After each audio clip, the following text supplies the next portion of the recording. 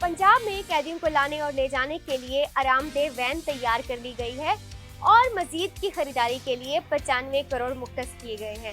पंजाब में कैदियों के लिए तैयार की जाने वाली पुलिस प्रिजन वैन में लकड़ी की सीटों की जगह फोम की आरामदेह सीटें लगाई गई हैं। हवा के लिए एग्जॉस्ट फैन और वैन में पुलिस एहलकारों के लिए भी पंखे लगाए गए हैं। वज़ीर आला पंजाब सरदार उस्मान बुज़दार ने कैदियों के लिए तैयार की गई नई आरामदेह वैन का मुआयना किया। इस मौके पर वज़ीर आला को बताया गया कि 300 पुलिस प्रिजन वैन में आरामदेह सीटें लगाई जाएंगी और उन्हें हवादार बनाने के लिए एग्जॉस्ट भी लगाए जाएंगे। पंजाब हुकूमत ने 72 नई पुलिस प्रिजन वैन खरीदने की मंजूरी भी दे दी है। इन वैन्स की खरीदारी पर 95 करोड़ रुपए खर्च होंगे।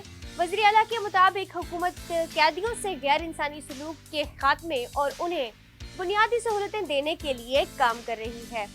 SSP मोटर ट्रांसपोर्ट ने वज़ीर आला उस्मान बुज़दार को तैयार की जाने वाली पहली पुलिस प्रिजन वैन में फराहम की जाने वाली सहूलतों के बारे में ब्रीफिंग दी।